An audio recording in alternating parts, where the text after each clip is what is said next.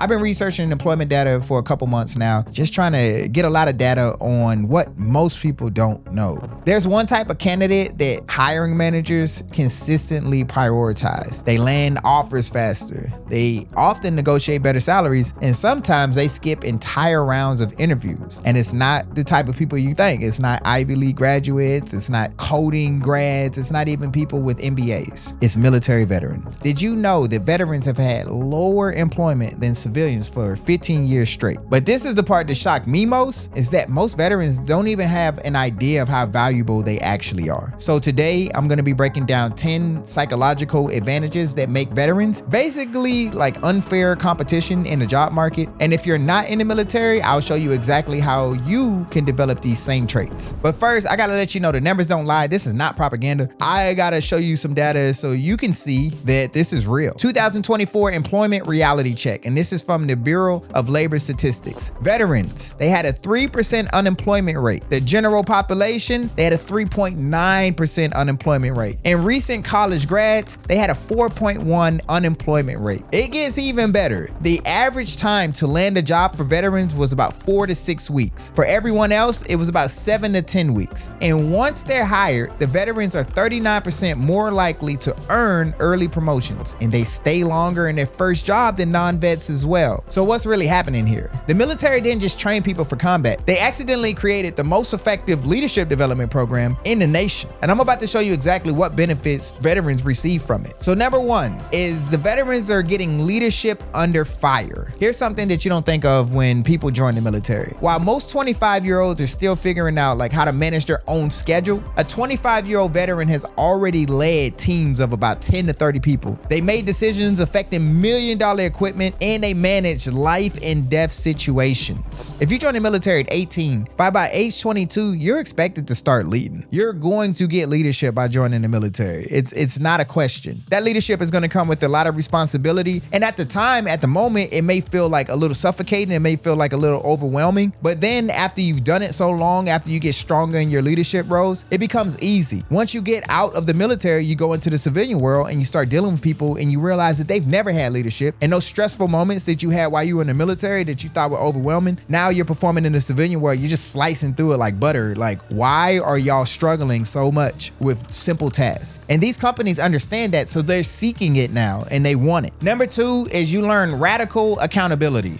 And what I mean by that is, in the corporate America or in the civilian world, people spend more time trying to explain why something went wrong rather than trying to fix it. If you're in the military or you're a veteran, they learn something different. They learn how to own the problem. They also learn how to fix it fast, and they also learn how to prevent it from happening again. So they don't waste their time playing blame games. It just doesn't work like that. They'd rather just solve the problem. And you learn this because when you start playing the blame game in the military, it doesn't go well for you. Your leaders are going to be like, are you making excuses? Are you making excuses? So at first it kind of frustrates you. It kind of pisses you off. But then over time, you're just like, you know what? I guess I am. Like, as I'm saying what I'm saying, it sounds like an excuse. So I'd rather just tell you, you know what? I'm sorry. I'm going to fix it. So I don't have to hear you like tell me, are you making excuses? Like, it just becomes part of your nature, part of your vocabulary to just be like, you know what? Sorry, I'm about to get the job done. Don't even worry about it. The number three these companies like is that you get that stress-proof performance. So here's the truth. They did these studies while they were performing like high-stakes physical and mental tasks, right? There was a study in 2022 that found service members regularly perform cognitive operations under intense pressure, and then they recover and adapt effectively. The military, it doesn't just train bodies, it actually like rewires their brain to stay calm and stay sharp and adaptable when the stakes are the highest. So in a corporate crisis, that's not just valuable, it's like game changing for them, and they want it. The number four advantage is the cultural intelligence. While most Americans work with people who look and think like them and probably have never left their city, they've been working with people who just are from that city. Veterans have successfully collaborated with teammates of people from 50 different states. All of them had completely different belief systems. They had high stakes on the line. They had multicultural environments, and they got the job done. So these companies know you can plug and play. I can just insert this veteran, and they've already dealt with different type of personalities, different type of cultural cultural backgrounds, and they're used to it. I don't have to worry about how you're going to fit in. Your number 5 advantage is going to be your mission critical thinking. So this isn't about working like longer hours. This is about when something matters, you see it through. Like good enough isn't good enough. That mindset kind of follows you. When I was in Intel, when I was doing geospatial intelligence, they actually taught us critical thinking. So we wouldn't just do the job. Like we wouldn't just look at something and be like, oh, I see a tank. You would learn how to think like the enemy. And because now you're thinking like the enemy, instead of just seeing a tank, you would start asking yourself questions like, why is that tank there? Where did that tank come from? Can we follow the tracks and see back where it come from? Like critical thinking, you're not just looking anymore, you're actually thinking. And that is something that these companies want, because they know, like, beyond them telling you what to do, you're not just going to follow a task. You're going to do the task and you're going to start thinking about other things within that task that you can get done as well. All right, now I'm going to start trying to move through these a little bit faster, kind of rapid fire. The number 6 advantage is going to be your communication precision.